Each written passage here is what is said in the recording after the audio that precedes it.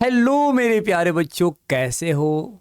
उम्मीद करते हैं कि आप लोग बहुत अच्छे होंगे और आप लोगों की पढ़ाई लिखाई भी बहुत अच्छे से चल रही होगी। आप सभी प्यारे प्यारे बच्चों को अपने इस यूट्यूब चैनल में स्वागत करते हैं, वेलकम करते हैं। आप सभी प्यारे बच्चों को अपने इस यूट्यूब चैनल में वेलकम करते हैं। और आज का जो हमारा महत्वपूर्ण सेशन होने वाला है, वो महत्वपूर्ण सेशन क्लास 6 चैप्टर 1 पर होने वाला है।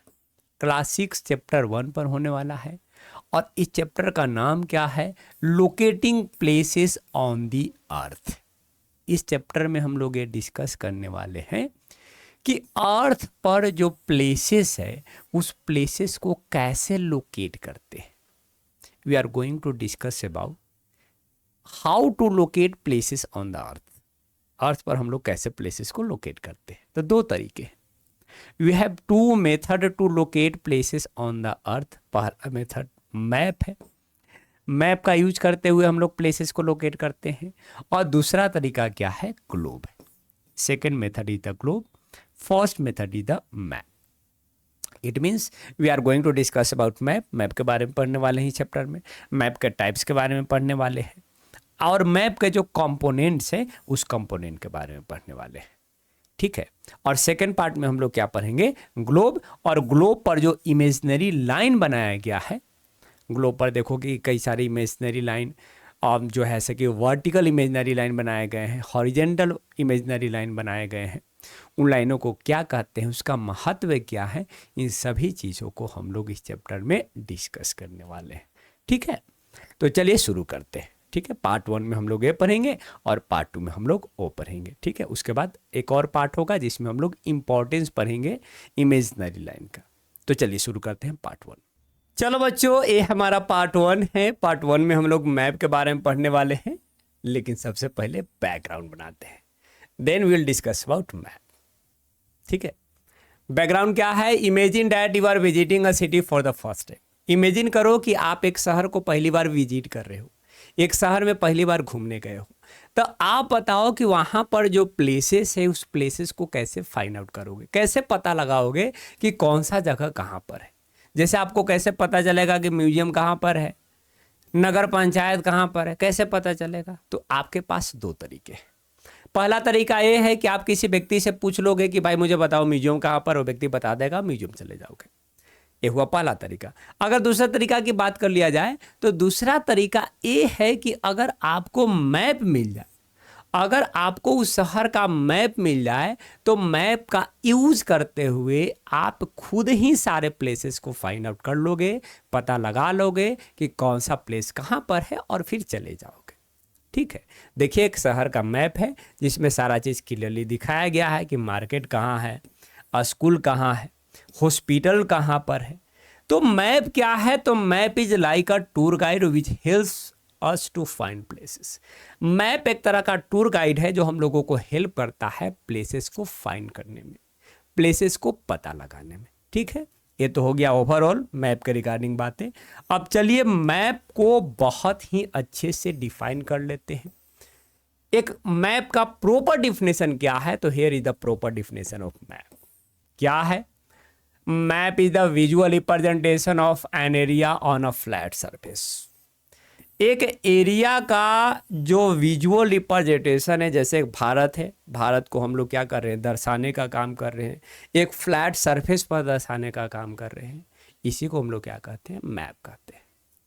Map is the visual representation of an area on a flat surface. अब वो एरिया या तो छोटा सा गांव हो सकता है, शहर हो सकता है, या बड़ा सा राज्य हो सकता है, देश हो सकता है, या पूरा वर्ल्ड हो सकता है, मैटर नहीं करता। तो मैप में हम लोग क्या करते हैं कि एरिया को दर्शाते हैं। एक एरिया को क्या करते हैं? दर्शाते हैं। किस सरफेस पर? फ्लैट सरफेस पर। ठीक है, और जब कई सारा मैप एक साथ आता है, जब कलेक्शन ऑफ मैप रहता है, तो कलेक्शन ऑफ मैप को हम लोग क्या कहते हैं मेरे भाई? कलेक्शन ऑफ मैप को हम लोग एटलस कहते हैं। कलेक्शन ऑफ मैप को हम लोग क्या कहते हैं? एटलस कहते हैं। ठीक है, यहाँ तक बातें समझ में आ गई होगी कि मैप क्या है और कलेक्शन ऑफ मैप को हम लोग क्या कहते हैं। Here is the types of map. There are 3 types of map. ये टाइप्स ऑफ मैप है और टाइप्स ऑफ मैप कितने हैं? 3 है। पहला फिजिकल मैप, दूसरा पॉलिटिकल मैप, तीसरा थीमेटिक मैप। चलो देख लेते हैं तीनों को। फिजिकल मैप में क्या बोला गया कि देखो ये फिजिकल मैप है। फिजिकल मैप में जो नेचुरल फीचर्स होता है, फिजिकल मैप में जो नेचुरल फिजिकल फीचर है, जैसे माउंटेन हो गया, पर्वत हो गया, पर्वत को दिखाने का काम करते हैं, पहाड़ को दिखाते हैं, रिवर नदियों को दिखा रहे हैं किसी मैप में तो फिजिकल मैप है, लेक्स झील को दिखा रहे हैं किसी मैप में तो क्या है, फिजिकल मैप है, क्योंकि एक नेचुरल चीज है। ये सब क्या है, नेचुरल फिजिकल फीचर हैं। और जब नेचुरल फिजिकल फीचर को हम लोग मैप में दिखाते हैं तब उस मैप को हम लोग क्या कहते हैं, फिजिकल मैप कहते हैं। क्या कहते हैं, फिजिकल मैप कहते हैं। ठीक है। पॉलिटिकल मैप की अगर बात कर लिया जाए तो पॉलिटिकल मैप में हम लोग देश के बाउंड्री को दिखाते हैं, स्टेट के बाउंड्री को दिखाते हैं और सिटी को बाउंड्री को दिखाते हैं। देखिए, this is the political map. यहाँ पर भारत के सभी राज्यों को दिखाया गया है, बाउंड्री के साथ दिखाया गया है। देखिए राजस्थान, ये राजस्थान की बाउंड्री है, यूपी के बाउंड्री है, बिहार के बाउंड्री है। तो आप यहाँ पर क्या देख रहे हो कि पॉलिटिकल मैप में राज्यों का बाउंड्री को दिखाने का काम किया जा रहा है। शहर को भी दिखा सकते हैं, कई सारे देशों को भी दिखा सकते हैं उसके बाउंड्री को, तब उस मैप को हम लोग क्या कहेंगे, पॉलिटिकल मैप कहेंगे। पॉलिटिकल बाउंड्री को दिखाया जाए तब उसको हम लोग पॉलिटिकल मैप कहते हैं। थीमेटिक मैप, थीमेटिक मैप में हम लोगों का खास फोकस होता है खास तरह के इंफॉर्मेशन पर, खास तरह के सूचनाओं को दिखाने का। जब हम लोग काम करते हैं किसी मैप में तब उसको हम लोग थीमेटिक मैप कहते हैं। जैसे अगर पॉपुलेशन डेंसिटी को दिखाना है कि कौन से एरिया में पॉपुलेशन ज़्यादा है, कौन से एरिया में पॉपुलेशन कम है, ये यहाँ पर हमारा खास उद्देश्य है जिसमें हम लोग खास तरह के मैसेज, खास तरह के इंफॉर्मेशन को दिखा रहे हैं। वहाँ पर हमारा खास एक थीम है, इसलिए इसको थीमेटिक मैप कहा जा रहा है। ठीक है। जैसे यहाँ पर देखिए, यहाँ पर आप क्या देख रहे हो कि इंडियन क्लासिकल डांस को दिखाया गया है मैप में। इंडियन क्लासिकल डांस को दिखाया गया, कथक को दिखाया गया कि यूपी वाले लोगों का जो क्लासिकल डांस है वो कथक है। कुचिपुड़ी को दिखाया गया, कथकली को दिखाया गया, भरतनाट्यम को दिखाया गया। ये क्या है, थीमेटिक मैप है। ये है थीमेटिक मैप जिसमें हमारा खास उद्देश्य होता है किसी खास चीज़ों को दिखाने का। तो ये हो गया थीमेटिक मैप। ठीक है। तो these are the types of map. मुझे लगता है कि आप लोगों को बातें स्पष्ट हो गया है कि मैप क्या है और मैप के जो 3 टाइप्स है वो तीनों टाइप्स में अंतर क्या है, तीनों टाइप्स में अंतर क्या है। Now component of map. एक मैप में हम लोगों को 3 इंपॉर्टेंट कंपोनेंट देखने को मिलता है। एक मैप में हम लोगों को 3 इंपॉर्टेंट कंपोनेंट देखने को मिलता है। पहला डिस्टेंस, दूसरा डायरेक्शन और तीसरा सिंबल। देखिए, पहला कंपोनेंट क्या होता है, डिस्टेंस, दूसरा क्या होता है डायरेक्शन और तीसरा क्या होता है सिंबल। ठीक है। डिस्टेंस में क्या बोला गया कि हम लोग स्केल का यूज करते हुए डिस्टेंस को मैप पर दिखाते हैं।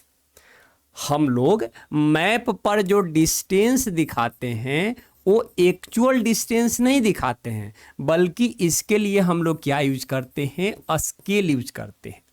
और स्केल क्या होता है, तो स्केल बोला गया कि scale is the ratio between the distance of the map and the actual distance of the ground.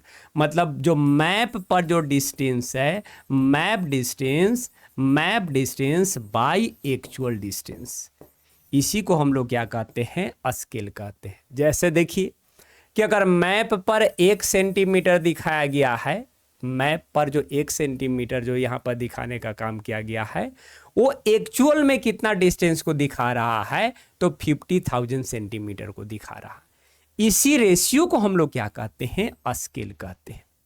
और इसी स्केल का यूज करते हुए हम लोग मैप पर डिस्टेंस को दिखाने का काम करते हैं। ये पहला कंपोनेंट हो गया। क्योंकि एक्चुअल डिस्टेंस है, मान लीजिए कि 5 किलोमीटर का कोई एक जगह है, तो 5 किलोमीटर का जगह को मैप पर 5 किलोमीटर डिस्टेंस को कैसे दिखाएंगे, उसके लिए 5 किलोमीटर का मैप बनाना पड़ेगा, तो पॉसिबल नहीं है। तो इसलिए हम लोग स्केलिंग का यूज करते हैं और जहाँ पर लिख देते हैं कि देखिए जो 5 किलोमीटर है वो 5 किलोमीटर इस मैप पर कितना सेंटीमीटर के थ्रू दिखाया गया है, तो 1 सेंटीमीटर के थ्रू दिखाया गया है।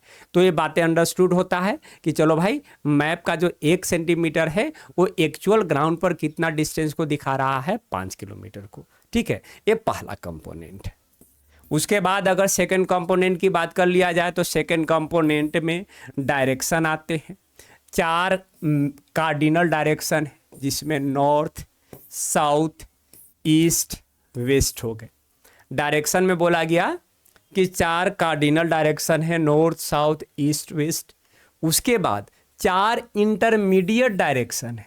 4 क्या है? इंटरमीडिएट डायरेक्शन है, जो कार्डिनल डायरेक्शन के बिल्कुल बीच में होते हैं। जैसे इन दोनों के बीच में हो जाएगा नॉर्थ ईस्ट, इन दोनों के बीच में हो जाएगा साउथ वेस्ट, इन दोनों के बीच में हो जाएगा साउथ ईस्ट हो जाएगा, साउथ ईस्ट हो जाएगा, और इन दोनों के बीच में क्या हो जाएगा? नॉर्थ वेस्ट हो जाएगा।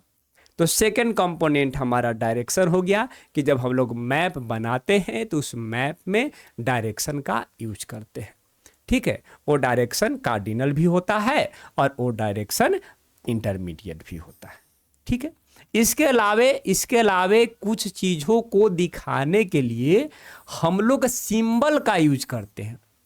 कुछ चीज़ों को दिखाने के लिए हम लोग सिंबल का यूज करते हैं, जैसे टेम्पल। तो टेम्पल को दिखाने के लिए वहाँ टेम्पल लिखते नहीं है, बल्कि उसके लिए एक सिंबल बनाए हुए कि देखो भाई, ये जो सिंबल है, सिंबल क्या रिप्रेजेंट कर रहा है? टेम्पल को रिप्रेजेंट कर रहा है। चर्च का एक सिंबल बना दिए हैं, मोस्क मस्जिद का एक सिंबल बना दिया गया है, छतरी का सिंबल बना दिया गया है, पोस्ट ऑफिस का एक सिंबल है, पीओ अगर लिखा हुआ है तो दिखा रहा है कि वहाँ पर पोस्ट ऑफिस है।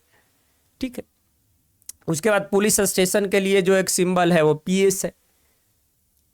देखिए, ट्री पेड़ पौधों के लिए ये सिंबल है, घास के लिए ये सिंबल है। इसके अलावा देखिए रिवर के लिए सिंबल है। तो मतलब कुछ खास चीज़ें ऐसे हैं जिसको मतलब मैप पर उसको आसानी से दिखाया जाए, मैप पर उसको आसानी से दिखाया जाए, क्योंकि मैप में थोड़ा स्पेस कम होता है, तो उसको लिखने के बजाय एक सिंबल के थ्रू दिखाने का काम कर रहे हैं। ये हमारा थर्ड कंपोनेंट है। This is our third component of the map. ठीक है मेरे बच्चों, मुझे लगता है कि चीज़ें क्लियर है। अभी तक हमने क्या बताया आपको? मैप का डिफिनेशन बताया कि मैप का डिफिनेशन क्या है। तो visual representation of an area, एक एरिया का जो विजुअल रिप्रेजेंटेशन है उसको मैप कहते हैं। And hair is the 3 types of map. यहाँ पर हम लोगों को 3 टाइप्स ऑफ मैप देखने को मिला: physical map, political map, thematic map. And these are the component of map: distance, direction and symbol. ये पार्ट 1 यहाँ पर हमारा कंप्लीट हो जाता है। पार्ट 2 में मेरे भाई ग्लोब के बारे में पढ़ने वाले हैं। ठीक है, थैंक यू वेरी मच इस वीडियो को देखने के लिए। चैनल को सब्सक्राइब नहीं किया है तो चैनल को सब्सक्राइब। हेलो मेरे प्यारे बच्चों, कैसे हो आप लोग? उम्मीद करते हैं कि आप लोग बहुत अच्छे होंगे और आप लोगों की पढ़ाई लिखाई भी बहुत अच्छे से चल रही होगी। आप सभी विद्यार्थी का अपने इस यूट्यूब चैनल में स्वागत करते हैं, वेलकम करते हैं। और आज का जो हमारा इंपॉर्टेंट सेशन है वो इंपॉर्टेंट सेशन क्लास 6 चैप्टर 1 का पार्ट 2 पर होने वाला है। और इस पार्ट 2 में हम लोग ग्लोब के बारे में पढ़ने वाले हैं और ग्लोब पर जो इमेजिनरी लाइन बनाया गया है उसके बारे में पढ़ने वाले हैं, डिस्कस करने वाले हैं। ठीक है, जैसा कि इंट्रो में ही बताए थे कि पार्ट 1 में मैप पढ़ना है, जो पार्ट 1 में मैप हम लोग पढ़ चुके हैं, और बताए थे वहां पर कि पार्ट 2 में हम लोग ग्लोब का अध्ययन करेंगे, स्टडी करेंगे। तो अब पार्ट 2 हम लोग उसको अध्ययन करने जा रहे हैं। ठीक है, ठीक बानू, चलिए आगे बढ़ते हैं। Globe mapping the earth is little more difficult because our planet is not a flat surface. जैसा कि मैप का डिफिनेशन आपको याद होगा कि मैप में हम लोग क्या करते हैं कि एक एरिया को फ्लैट सरफेस पर रिप्रेजेंट करते हैं। ठीक है, तो अर्थ का मैपिंग करना तो आसान नहीं है, बहुत डिफिकल्ट है। क्यों डिफिकल्ट है? क्योंकि अर्थ जो है, अर्थ एक फ्लैट नहीं है। क्या अर्थ फ्लैट है? अगर अर्थ फ्लैट होता तो मैपिंग कर देते, अर्थ का मैप बना देते, ग्लोब बनाने की जरूरत नहीं होती। क्योंकि अर्थ का जो शेप है वो शेप स्फेयर है। शेप कैसा है अर्थ का? स्फेयर है। तो इस कारण से ग्लोब को डिजाइन किया गया ताकि अर्थ को रिप्रेजेंट किया जाए। जैसा अर्थ है, अर्थ के ही जैसा एक शेप बनाया जा रहा है और उसी शेप को हम लोग क्या कह रहे हैं? ग्लोब कह रहे हैं। देखिए, ग्लोब का यहाँ पर डिफिनेशन है, globe is a spherical model of the earth. Globe is the spherical model. देख रहे हैं ना, ये स्फेरिकल मॉडल है। किसका मॉडल है? अर्थ का मॉडल है। जैसा अर्थ है उसी के जैसा एक मॉडल बनाया गया है और इसी मॉडल को हम लोग क्या कहते हैं? ग्लोब कहते हैं। जो एकदम एक्यूरेटली अर्थ के शेप को दिखाता है कि अर्थ का शेप कैसा है। अर्थ पे जो कॉन्टिनेंट है, कॉन्टिनेंट को भी इस पर रिप्रेजेंट किए जाते हैं, ओशियन को रिप्रेजेंट किए जाते हैं, या और भी जो दूसरे फिजिकल फीचर है, ज्योग्राफिकल फीचर है, उसको इस ग्लोब पर क्या किया जाता है, रिप्रेजेंट किया जाता है। ठीक है, ठीक है, यहाँ पर चीजें क्लियर है। ग्लोब इसलिए बनाया गया ताकि अर्थ के एग्जैक्ट शेप को, जैसा अर्थ दिखता है वैसा ही उसको दिखाया जाए, इसलिए ग्लोब बनाया गया। ठीक है, ग्लोब क्या है, तो it is the model of earth, it is the model of earth, earth का ही मॉडल है, अर्थ का ही क्या है, मॉडल है। ठीक है, उसके बाद अब चलिए समझते हैं उन कई सारे इमेजनरी लाइन के बारे में, जो इमेजनरी लाइन इस ग्लोब पर बनाए गए। आप क्या देख रहे हो यहाँ पर कि इस ग्लोब पर कई सारे हॉरिजेंटल इमेजनरी लाइन खींचे गए हैं, ये हॉरिजेंटल इमेजनरी लाइन है। इसके साथ साथ इस ग्लोब पर कई सारे वर्टिकल इमेजनरी लाइन भी खींचे गए हैं मेरे बच्चा, खींचे गए हैं मेरे प्यारे बंधु। जो हॉरिजेंटल लाइन है, उस हॉरिजेंटल लाइन को हम लोग लैटिट्यूड कहते हैं, और जो वर्टिकल लाइन है, उस वर्टिकल लाइन को हम लोग लॉन्गिट्यूड कहते हैं। तो ये सिर्फ ग्लोब बनाया गया है, तो ग्लोब बनाकर उसको यूं का तो छोड़ नहीं दिया गया है, बल्कि उस पर कई सारे लाइन खींचे गए हैं, और उस लाइन का अपना इम्पोर्टेंस है। उस लाइन के माध्यम से हम लोग कई सारे चीज़ों का अध्ययन करते हैं, जो पार्ट 3 में हम लोग डिस्कस करने वाले हैं। फिलहाल हम लोग लैटिट्यूड को जान लेते हैं, हॉरिजेंटल लाइन को जान लेते हैं, और लॉन्गिट्यूड को जान लेते हैं, और वर्टिकल लाइन को जान लेते हैं। ठीक है, we will start from the latitude, we will start from the latitude. देखिए लैटिट्यूड के बारे में क्या बोला गया, latitudes are the horizontal imaginary line, latitudes are the horizontal imaginary line that run from east to west, a north, a south, a east, a west। क्या बोला गया कि लैटिट्यूड एक हॉरिजेंटल इमेजनरी लाइन जो ईस्ट से waste की ओर run कर रहा है, ईस्ट से वेस्ट की ओर रन कर रहा है, ईस्ट से वेस्ट की ओर रन कर रहा है, ईस्ट से वेस्ट की ओर रन कर रहा है। ठीक है, यहाँ पर बातें स्पष्ट होना चाहिए।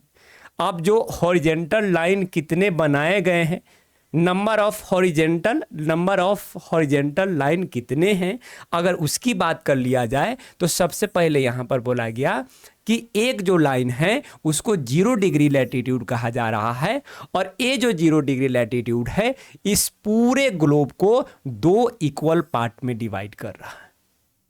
ध्यान से सुनिएगा, कई सारे हॉरिजेंटल लाइन बनाए गए हैं, कई सारे कितने बनाए गए उसकी चर्चा कर रहे हैं।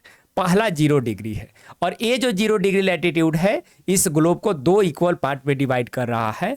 ऊपरी हिस्सा को हम लोग क्या कह रहे हैं, ऊपरी हिस्सा को हम लोग नॉर्दर्न हेमिस्फीयर कह रहे हैं, और निचली हिस्सा को हम लोग क्या कह रहे हैं, साउदर्न हेमिस्फीयर। निचली हिस्सा को हम लोग साउदर्न हेमिस्फीयर कह रहे हैं। ठीक है, और ऊपर में जो लैटिट्यूड है उसको एन से रिप्रेजेंट किया जाता है, और 0 डिग्री के नीचे में जो लैटिट्यूड है उसको एस से रिप्रेजेंट किया जाता है।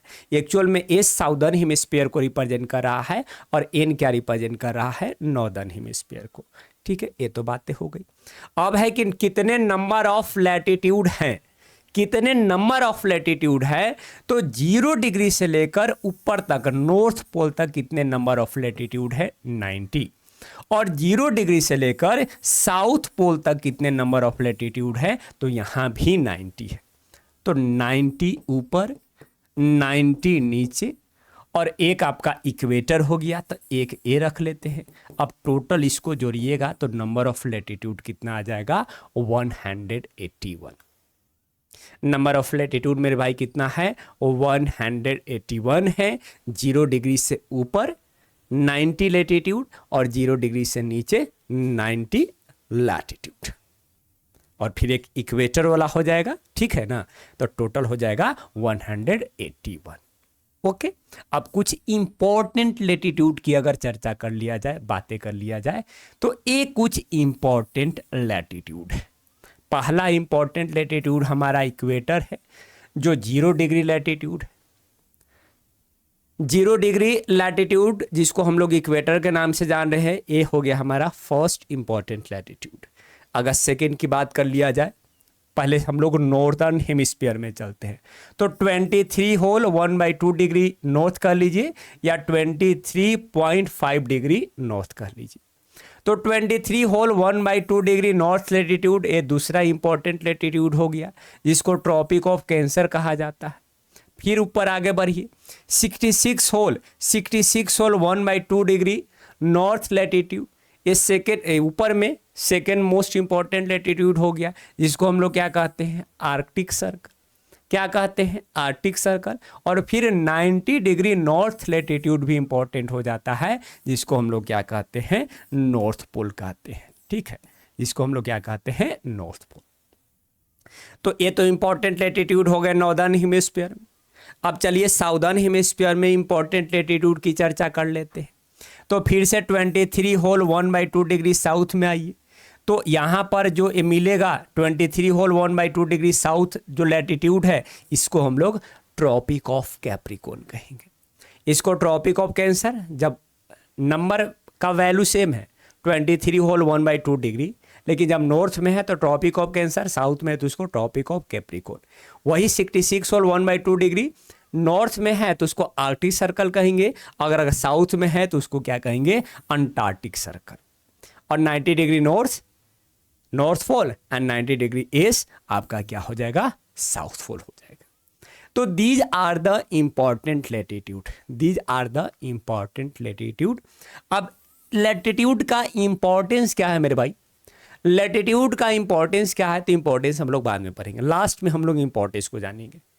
अभी लेटीट्यूड क्लियर होना चाहिए। लेटीट्यूड इमेजनरी हॉरिजेंटल लाइन है, इमेजनरी हॉरिजेंटल लाइन है जो ग्लोब पर, जो अर्थ पर खींचे गए हैं। ठीक है ना, टोटल कितना है और इम्पॉर्टेंट लेटीट्यूड कितना है, वो चीज़ आपको क्लियर होना चाहिए।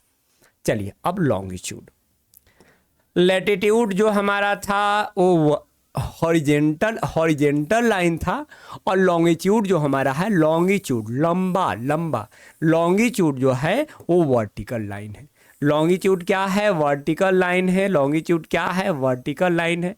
ये जो वर्टिकल लाइन दिख रहा है, जो वर्टिकल लाइन नॉर्थ पोल को ज्वाइन कर रहा है, किससे ज्वाइन कर रहा है, साउथ पोल से ज्वाइन कर रहा है। इसी वर्टिकल लाइन को मेरे भाई क्या कहते हैं, लॉन्गिट्यूड कहते हैं। क्या कहते हैं, लॉन्गिट्यूड कहते हैं। एक वर्टिकल लाइन जो नॉर्थ पोल को किससे ज्वाइन कर रहा है, साउथ पोल से, इसको मेरिडियन ऑफ लॉन्गिट्यूड कहते हैं। अगर टोटल लाइंस ऑफ लॉन्गिट्यूड की बात कर लिया जाए तो 360 है। टोटल लाइंस ऑफ लॉन्गिट्यूड कितना है, यहाँ पर 360 है, क्योंकि ये यहाँ पर भी एक 0 डिग्री, देखिए 0 डिग्री लॉन्गिट्यूड यहाँ भी है, और इस 0 डिग्री लॉन्गिट्यूड को हम लोग क्या कह रहे हैं, प्राइम मेरिडियन कह रहे हैं। जैसे वहाँ पर 0 डिग्री लैटिट्यूड था तो उसको इक्वेटर कह रहे थे, यहाँ पर जो 0 डिग्री लॉन्गिट्यूड है उसको हम लोग प्राइम मेरिडियन कह रहे हैं। और इस 0 डिग्री लॉन्गिट्यूड के ईस्ट में, इस 0 डिग्री लैटिट्यूड लॉन्गिट्यूड के ईस्ट में 180 लॉन्गिट्यूड देखने को मिलेगा, और इसके वेस्ट में भी 180 लॉन्गिट्यूड देखने को मिलेगा। ठीक है, और जो 0 डिग्री है उसको प्राइम मेरिडियन कहते हैं, जो कहाँ से पास होता है, तो ग्रीनविच लंदन में एक जगह है, जगह का नाम क्या है, रॉयल ऑब्जर्वेटरी। 0 डिग्री जो 0 डिग्री जो लॉन्गिट्यूड है जिसको प्राइम मेरिडियन कह रहे हैं, ये कहाँ से पास होता है, तो ग्रीनविच से पास होता है। कहाँ से पास होता है, ग्रीनविच से पास होता है, जो कहाँ पर है, लंदन में है। ठीक है, इसके ईस्ट में 180 लॉन्गिट्यूड है और इसके वेस्ट में भी 180 लॉन्गिट्यूड है। अब टोटल कितना हो गया, 360। टोटल कितना हो गया, 360 हो गया। और ये जो प्राइम मेरिडियन है, ये जो 0 डिग्री जो लॉन्गिट्यूड है, इस ग्लोब को ये भी 2 पार्ट में डिवाइड कर रहा है। इस वाले हिस्से को हम लोग ईस्टर्न हेमिस्फीयर कह रहे हैं, और इस वाले हिस्से को हम लोग वेस्टर्न हेमिस्फीयर कह रहे हैं। ठीक, ओके, चीजें स्पष्ट। 0 डिग्री लॉन्गिट्यूड भी इस ग्लोब को 2 पार्ट में डिवाइड कर रहा है, ईस्टर्न हेमिस्फीयर और वेस्टर्न हेमिस्फीयर में। और जो 180 जो इधर जाएगा ईस्ट, और 180 वेस्ट जो लॉन्गिट्यूड होगा, वो लाइन एक्चुअल में एक ही है, वो लाइन एक्चुअल में एक ही है, जिसको हम लोग क्या कहते हैं, इंटरनेशनल डेट लाइन कहते हैं। बात स्पष्ट होना चाहिए। ये हुआ आपको लॉन्गिट्यूड के बारे में। This is all about longitude. Longitude क्या है? तो लॉन्गिट्यूड वर्टिकल लाइन है, ठीक है। इसे यहाँ पे 0 डिग्री लॉन्गिट्यूड को हम लोग क्या कह रहे हैं? 0 डिग्री लॉन्गिट्यूड को प्राइम मेरिडियन कह रहे हैं, जो अर्थ को 2 पार्ट में डिवाइड कर रहा है, ईस्टर्न हेमिस्फीयर और वेस्टर्न हेमिस्फीयर में। Okay okay okay, this is all about longitude, ठीक है। अब पार्ट 3 में हम लोग इसके इंपॉर्टेंस को डिस्कस करने वाले हैं। हेलो मेरे प्यारे बच्चों, कैसे हो आप लोग? उम्मीद करते हैं कि आप लोग बहुत अच्छे होंगे और आप लोगों की पढ़ाई लिखाई भी बहुत अच्छे से चल रही होगी। आप सभी विद्यार्थी का अपने इस यूट्यूब चैनल पे स्वागत करते हैं, वेलकम करते हैं। और आज का जो हमारा महत्वपूर्ण सेशन है, आज का महत्वपूर्ण सेशन क्लास 6 चैप्टर 1 के पार्ट 3 पर होने वाला है। और इस पार्ट 3 में हम लोग लैटिट्यूड और लॉन्गिट्यूड के इंपॉर्टेंस को डिस्कस करने वाले हैं। पार्ट 2 में हम लोगों ने ग्लोब के बारे में जाना, ग्लोब पर जो हॉरिजेंटल इमेजिनरी लाइन है जिसको लैटिट्यूड कहा गया उसके बारे में डिस्कस की, जो वर्टिकल इमेजिनरी लाइन है जिसको लॉन्गिट्यूड कहा गया है उसके बारे में डिस्कस कर चुके हैं। लेकिन इसकी इंपॉर्टेंस क्या है, इसकी इंपॉर्टेंस क्या है वो अभी तक डिस्कस नहीं किए हैं, वो इंपॉर्टेंस अब हम लोग डिस्कस करने वाले हैं। तो देखिए लैटिट्यूड के बारे में क्या बोला गया कि latitude are used to divide the climatic zone on the globe. Globe पर जो क्लाइमेटिक जोन है उस क्लाइमेटिक जोन को डिसाइड हम लोग लैटिट्यूडनल लाइन के थ्रू करते हैं। मतलब लैटिट्यूड का यूज करते हुए ग्लोब पर क्लाइमेटिक जोन को डिवाइड किया जाता है, डिसाइड किया जाता है। ये इसकी इंपॉर्टेंस है। This is the importance of latitudinal line. अगर लॉन्गिट्यूडनल लाइन की इंपॉर्टेंस की बात कर लिया जाए तो लॉन्गिट्यूडनल लाइन का यूज करते हुए ग्लोबल टाइम जोन को डिसाइड किया जाता है। ग्लोबल पर जो टाइम जोन चलता है वो टाइम जोन किसके द्वारा डिसाइड किया जाता है? तो लॉन्गिट्यूडनल लाइन के द्वारा डिसाइड किया जाता है, ठीक है। उसके बाद लैटिट्यूडनल और लॉन्गिट्यूडनल दोनों लाइन का यूज करते हुए हम लोग किसी भी प्लेस को लोकेट करते हैं। ग्लोब पर किसी भी प्लेस को अगर लोकेट करना हो तब उसके लिए हम लोगों को लैटिट्यूडनल और लॉन्गिट्यूडनल दोनों लाइन का यूज करना होगा, ठीक है। ये तो ओवरऑल बातें हो गई। अब चलिए एक एक कर कर इंपॉर्टेंस को डिस्कस कर लेते हैं। देखिए इंपॉर्टेंस ऑफ लैटिट्यूड, लैटिट्यूड का इंपॉर्टेंस क्या है? तो here it is said that कि there is a connection between latitudes and climate. Latitude और क्लाइमेट के बीच में क्या है? कनेक्शन है। लैटिट्यूड और क्लाइमेट के बीच में कनेक्शन है। Here it is said that climate is hot near equator.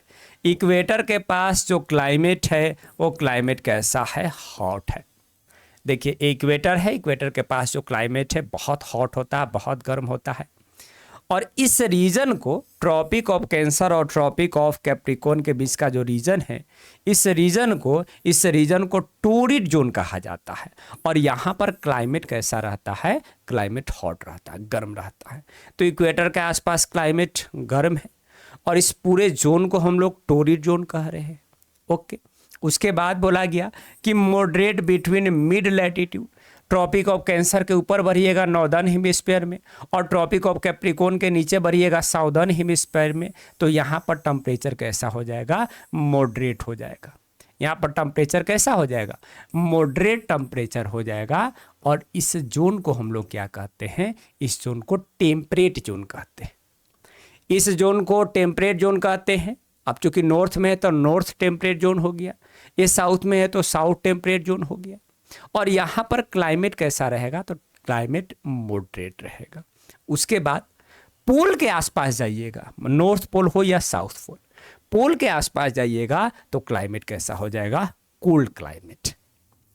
पोल के आसपास क्लाइमेट कोल्ड हो जाएगा, पोल के आसपास क्लाइमेट कोल्ड हो जाएगा। तो यहाँ पर चीजें स्पष्ट हो गया ना कि जो लैटिट्यूडनल लाइन है, लैटिट्यूडनल लाइन जो है वो डिसाइड कर रहा है क्लाइमेट को। माने एक कनेक्शन है, there is a connection between latitudinal line and climate. Equator के पास गर्म है, उसके ऊपर जा रहे हैं तो फिर मॉडरेट क्लाइमेट है, और एकदम हाई लैटिट्यूड मतलब नॉर्थ पोल के आसपास चले जा रहे हैं तो क्लाइमेट कैसा है? कोल्ड है। तो this is the importance of latitude, this is the importance of latitude. अब चलिए देखते हैं इंपॉर्टेंस ऑफ लॉन्गिट्यूड को।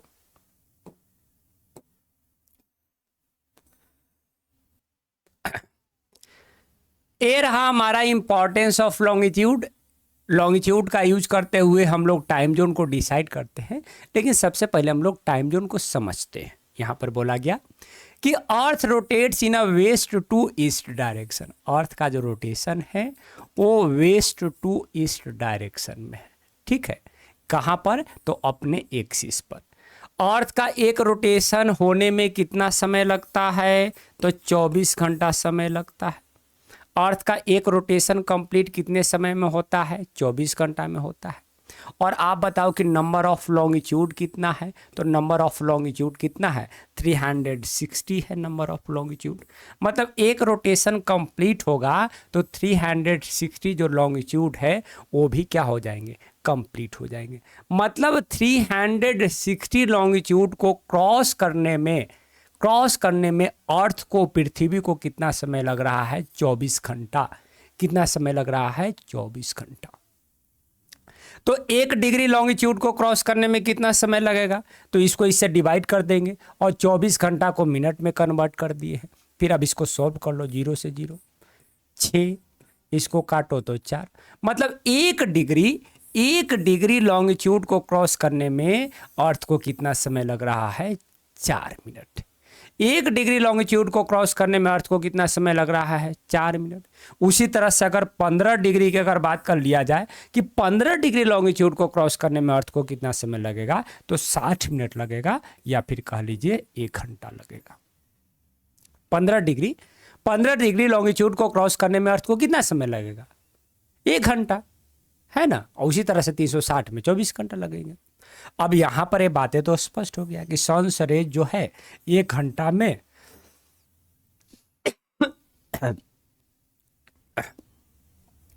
सन्स रेज जो है 1 घंटा में 15 डिग्री लॉन्गिट्यूड को क्रॉस कर जाएगा। 15 डिग्री लॉन्गिट्यूड को क्रॉस कर जाएगा। अब इस फिगर को देखो, ये आपका 0 है। अब यहां से 15 डिग्री आगे बढ़ रहे हैं, मतलब 1 घंटा समय यहाँ पर आगे हो जाएगा। 30 डिग्री अगर आगे बढ़ रहे हैं तो 2 घंटा समय आगे हो जाएगा।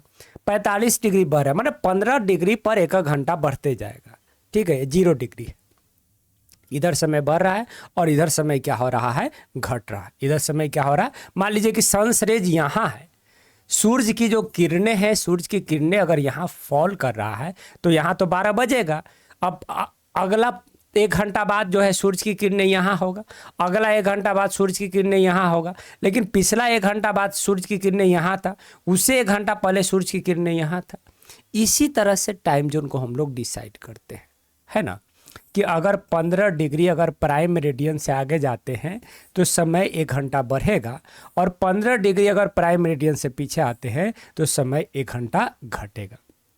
क्योंकि रेफरेंस पॉइंट आपको पहले ही बताएं कि समय के लिए रेफरेंस पॉइंट क्या है, तो समय के लिए reference point prime meridian, prime meridian ही है। ग्रीनविच जिसको मीन टाइम कहते हैं, यही पूरे वर्ल्ड के लिए क्या है? Reference time.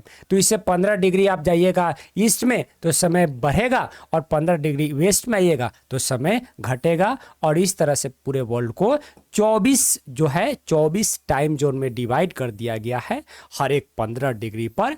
और जो ज़्यादातर देश जो है यही जो स्टैंडर्ड टाइम जोन है, ये जो 24 जो टाइम जोन है, उसी में से किसी टाइम जोन को चुनते हैं अपने देश में टाइम को डिसाइड करने में। अब उसके बाद देखिए 3 तरह के टाइम है, एक लोकल टाइम है, एक स्टैंडर्ड टाइम है, और एक ग्रीनविच मीन टाइम है। जैसा कि बताया है, पहले ही बताया है कि ग्रीनविच मीन टाइम जो है ये वर्ल्ड रेफरेंस टाइम है।